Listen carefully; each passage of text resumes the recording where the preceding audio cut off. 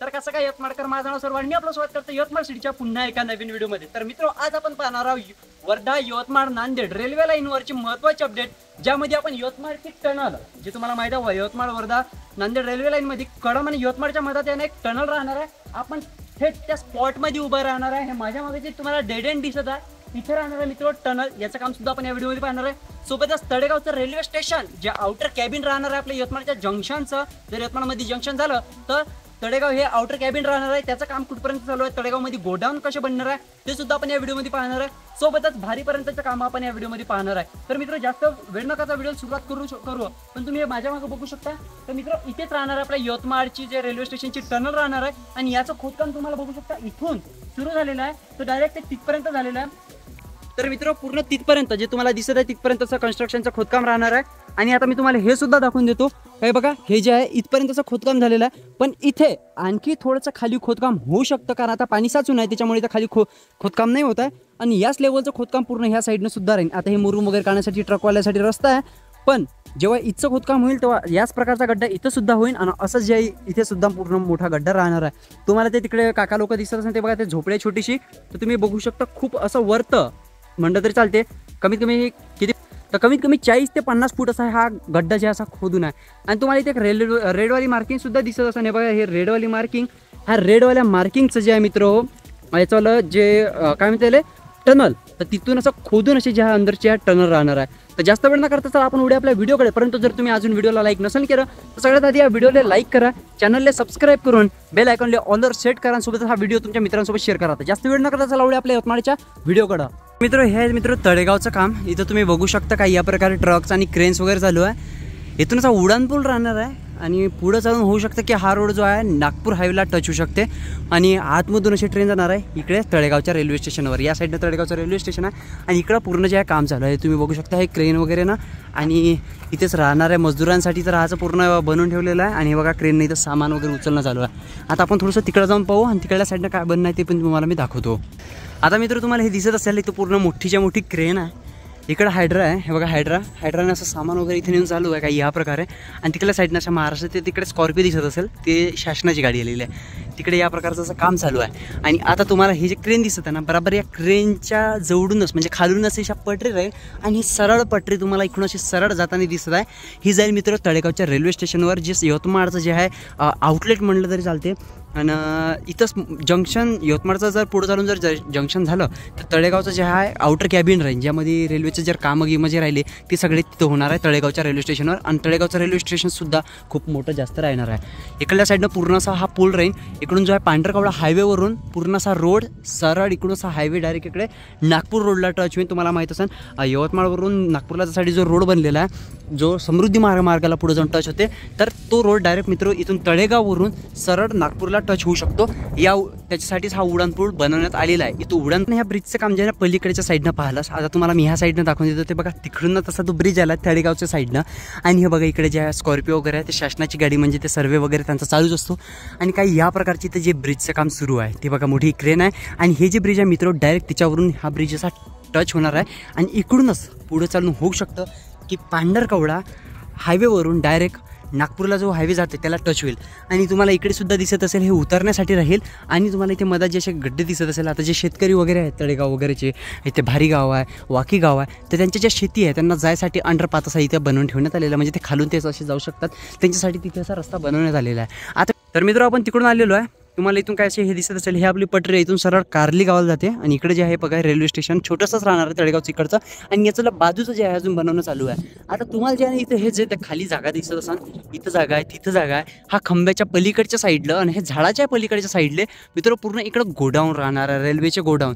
पुढे चालून जेव्हा यवतमाळचं जंक्शन होईल तो आता समजून घ्या जसं बडनेराला एक जंक्शन आहे रेल्वेचं, आणि त्याच्याच बाजूला ना बडनेरा आउटर कॅबिन म्हणून तुम्हाला भेटून जाईल। तर आउटर कॅबिनमध्ये काय राहते का, रेल्वेला समजून घ्या काही इंजिनमध्ये खराबी आली, डब्यामध्ये खराबी आली, वेल्डिंगचं काम राहिलं तर ते आउटर कॅबिनमध्ये होत असते। तर पुढे चालून तळेगाव या गावामध्ये आणि पुढे चालून लय जास्तचा विकास होणार आहे, कारण तुम्हाला जर सांगितलं ते तिकडून जे गाड्या तुम्हाला दिसत असाल त्याच्या गाड्या चालल्या थोडा मित्र पांढरकवडा हायवेवरून डायरेक्ट इकडं जे आहे नागपूर हायवेला मंदा टच होण्यासाठी एक मधातून रस्ता होईल। कारण इथं जर आउटलेट बनलं, आउटर कॅबिन जर बनलं तर इथं जे आहे पेट्रोल इथंच उतरण, कोळसा इथूनच जर समजून घ्या यवतमाळमध्ये जे कोळसा लागते कापूस लागते ते इथूनच चढवलं जाईल. हे एक प्रकारचं हब बनून जाईल. आणि हब जर बनलं तर मग कसं इथून पांढरकवडा हैदराबाद हायवे इथून 40 किलोमीटर आहे.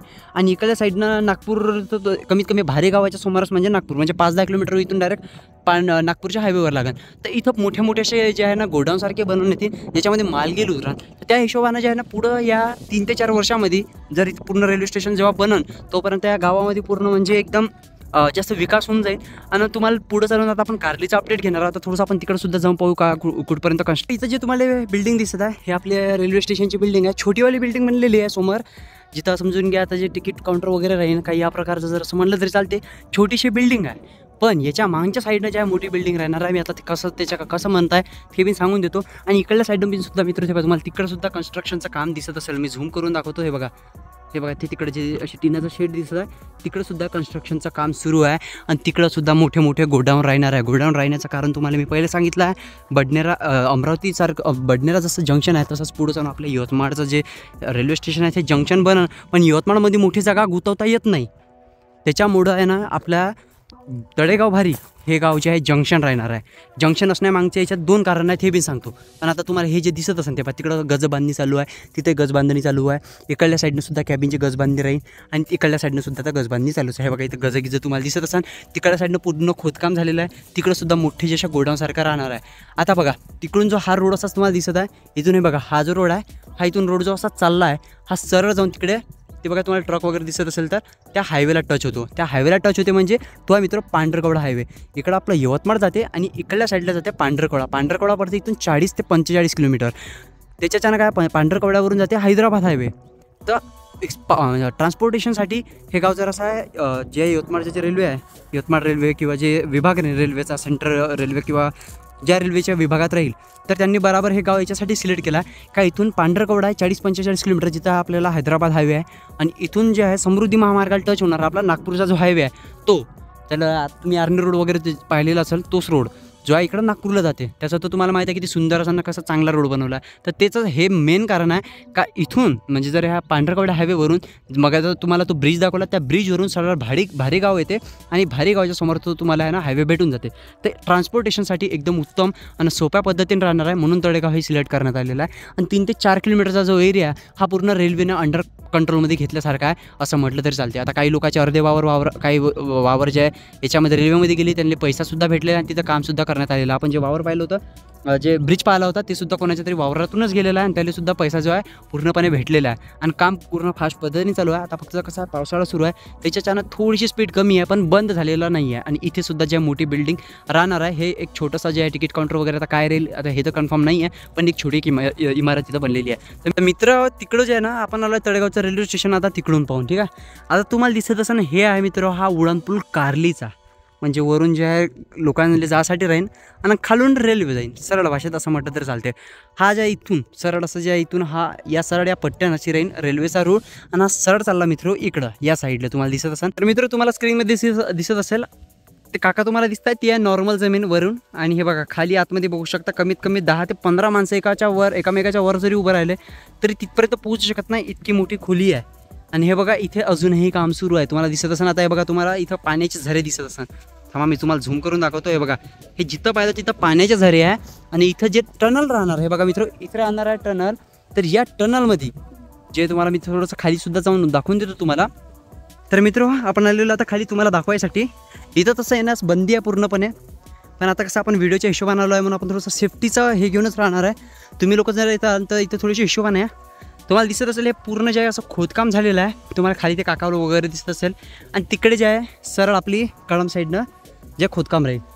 आता इकडे तुम्हाला खाली दिसत असेल हे आणखी 10 ते 15 आता त्याला मला ते फूट्समधलं डिस्टन्स समजत नाही पण हे खूप जास्त खोल आहे. 3 ते 5 ते 6 माणसं जरी उभा राहिले तरी या लेवलला जरी टच होणार नाही आहे याची गॅरंटी मात्र मी घेतो. आता तुम्हाला खाली दिसत असेल हे बघा तिकडं पूर्ण पाणी आहे. बघा इथं पूर्ण मशीनीनं पाणी काढणं चालू आहे. बघा पूर्ण झरे लागले आहे जमिनीले. आता जे आता पाणी उरायला वरून ते पूर्ण पाणी इथं उतरू राहिलं ना ते बघा त्याला कंटिन्यू ते पाणी जे आहे काढणं सुरू आहे. काय या प्रकारे इथं काय ना ज्या टनलचं काम चालू आहे आणि सगळ्यात जास्त वेळ जर लागन या यवतमाळ वर्धा वर्धा यवतमाळ नांदेड रेल्वे लाईनमध्ये, तर याच टनलला लागणार आहे. काऊन लागणार आहे याचं कारण सुद्धा तुम्हाला माहिती आहे, कारण आता हे पावसाळ्यामध्ये सुद्धा याचं काम बंदच राहील. तुम्हाला पण माहिती आहे कधी दरी कोसळू शकते. आता आपण थोडंसं तिकडे जाऊन पाहू. आणि तुम्हाला बघू शकता हे इथपर्यंतचीच लाईन खोदण्यात आलेली आहे. आता आपण जिथं उभं आहे हे बघा, हे पूर्ण हे जे इतकं आहे ना तिथून ते हे पूर्ण तिथपर्यंत असं खोदकाम राहणार आहे का या प्रकारे. आणि याच्या आतमधून जे रेल्वे राहील हे बघा, हे जे आहे इथे सुद्धा टनल राहणार आहे. टनल इथूनच राहणार आहे, सुरुवात इथूनच होणार आहे टनलची. आणि पुढे चालून जे आहे पूर्ण डोंगर आहे. बघू शकता मित्र का या प्रकारे इथं पाणी साचत आहे. आणि समोर सुद्धा आहे. आता तुम्हाला जे आहे मित्र समोर हे बघा, हे दिसत आहे जिथं आपली जे टनल थांबलेली आहे. आणि इथे बघा तुम्हाला झूम करून दाखवतो, इथं रेड मार्किंग दिसत आहे. तर मित्र हे जे रेड मार्किंग आहे, ह्या रेड मार्किंगपर्यंत जे आहे मित्र असं खोदकाम होईल, म्हणजे भुयार काढून इथून समजले ना तुम्ही. आता त्याच्यामधून जे टनल राहील, म्हणजे आतमधून असं JCBनं खोदून अजून जी मशीन राहते टनल बनवणारी, त्या मशीननं जे आहे मित्र याचं जे आहे कन्स्ट्रक्शनचं काम होईल. आणि इथून जे आहे मात्र अशी टनलला सुरुवात होईल. पण आता ज्या पद्धतीने तुम्हाला पाणी दिसत असेल हे बघा मित्र, दोन्ही साईडनं असं पाणी साधारण नाही तर खूप जास्त पाणी आलेलं आहे. हे बघा तुम्हाला मी दाखवून देतो, झूम करून दाखवतो थोडा. हे बघा इकडल्या साईडनं ते पूर्णपणे मित्र तिथे सुद्धा पाणी पूर्ण असं स्पीडनं पांझरत आहे. वरून जे आभाळातून जे पाणी ते टेकडीवरून ते पूर्ण खाली ते उतरत आहे. आणि काही याच प्रकारचं पाणी मित्र त्या पद्धतीने तिथपर्यंत जे आहे पूर्ण असं साचून झालेलं आहे. आता इथं जे आहे हा एक टप्पा आहे, असा दुसऱ्या प्रकारचा टप्पा त्या साईडनं सुद्धा खोदण्यात आलेला आहे. तो सुद्धा मी तुम्हाला दाखवण्याचा प्रयत्न नक्कीच करीन. पण हा वाला जो आहे मुख्य आहे, कारण जे मित्र टनल इथून सुरू होणार आहे. तर काही प्रकारे मित्र या प्रकारे आपले वर्धा यवतमाळ नांदेड रेल्वे लाईनचे जे टनल आहे त्याचं काम चालू आहे. हा व्हिडिओ थोडासा मोठा झाला, पण याच्यामध्ये मी डिटेलमध्ये तुम्हाला काम दाखवण्याचा प्रयत्न केला. जर मी मॅपमध्ये दाखवू शकलो असतो, पण ज्या ग्राउंड टू अर्थ म्हणजे जे अर्थपर्यंत जे काम आहे, जे जमिनीपर्यंतचं काम आहे ते दाखवणं माझ्याला काम होतं, म्हणून मी तुम्हाला दाखवलं. आता तुम्हाला हे बघत असाल पूर्ण पाणी ज्यावरून पाझरत आहे. आणि हे बघू शकता इथं पूर्ण रेड मार्किंग जे आहे बनवलेलं आहे. काही या प्रकारच्या मार्किंग तुम्हाला दिसत आणि जागोजागी ह्या मार्किंग दिसते. त्याचं कारण हेच आहे की मार्किंग जितकी असते पहिले तिथपर्यंतची मार्किंग होती तर तेवढं खोदकाम झालं. त्याच्यानंतर आता वरची मार्किंग राहील, तिथपर्यंतच खोदकाम होईल. आणि इथून राहील मित्र आतमधून असे टनल. मित्र आता आपण खालून आलो आहे जिथून टनल राहणार आहे ना, टनल जिथं चालू आहे त्याच्याच मागच्या साईडला म्हणजे वरच्या भागाला म्हटलं चालते. टनल खालून राहील, वरच्या भागाला तुम्हाला दिसत असेल इकडं पूर्ण जे कन्स्ट्रक्शनची जी कंपनी आहे त्यांचं पूर्ण इथं बेस असल्यासारखं आहे. या बेसमध्ये आता तुम्हाला हे बघा इथं पूर्ण पॉवर सप्लायसाठी मोठे पॉवर सप्लायसाठी इथं पूर्ण जनरेटर वगैरे आहे. ठीक आहे. त्याच्यानंतर तिकडं JCB, पोकलँड, अजून क्रशर दिसत आहे, तिकडं गिट्टीचं क्रशर आहे. त्याच्यानंतर मोठ्या क्रेन आहे, मोठ्या 2-3 हायड्रा आहे. तर काय या प्रकारे इकडं पूर्ण कन्स्ट्रक्शनची टीमसुद्धा आहे. ठीक आहे. तर हे काम आता पावसाळा आहे म्हणून थोड्याशा पद्धतीनं कमी पद्धतीनं आहे, कारण तुम्हाला मी पहिलेच सांगितलं आहे. कारण जे वरतं जे पूर्ण पाणी साचलेलं आता ह्या आजूबाजूनं पूर्ण डोंगराळ प्रदेश आहे. इकडे तुम्हाला दिसतच आहे मागच्या साईडनं पूर्ण डोंगर आहे, इकडल्या साईडनं सुद्धा पूर्ण डोंगर आहे. त्याच्या वरचं पाणी आहे ते सगळं ते तिथं साचून राहिलं जिथं आपल्या रेल्वेचं प्लॅटफॉर्म राहील. पण जेव्हा हे टनल होईल तर गव्हर्नमेंट आणि जे कन्स्ट्रक्शन टीम आहे ते काही ना काही त्या पाण्याचा म्हणजे जे बरोबर हे लावून का जेणेकरून टनल बनल्याच्यानंतर टनल पाण्यानं भरली नाही पाहिजे, त्याच्यासाठी काही ना काही सिस्टीम तर त्यांची राहीनच. तर ह्या साईडला तुम्हाला जितकी दिसत आहे पूर्ण कन्स्ट्रक्शनची टीम आहे. तर काही या प्रकारे मित्र आपल्या या यवतमाळ वर्धा नांदेड म्हणजे वर्धा यवतमाळ नांदेड रेल्वे लाईनमध्ये काही या प्रकारे जे आहे तुम्हाला दिसत आहे पूर्ण रेल्वेची लाईन आहे. इथं तुम्हाला दिसत असून पूर्णपणे पाणी साचलेलं आहे. ठीक आहे. तर हे जे पाणी आहे काही लोक आता शेतीसाठी यूज करते ज्यांना करायचं आहे, पण इथं जे मुख्य आता तुम्ही बघू शकता खूप जास्त खोल आहे. आणि मित्र इथं पोहा वगैरे जे आजूबाजूच्या गावातले लोक येतात त्यांना जर पोहणं येत असेल तरच त्यांना इथे उडी वगैरे टाकायला पाहिजे वगैरे येत असेल तरच तुम्ही इथे या पोहायसाठी. माझं तर सगळ्यांना रिकमेंडेशन आहे का यूज नका. आता मी कसं आलो आहे तर थोडंसं पोहूनच घ्या, म्हणून गणपती बाप्पा मोरया.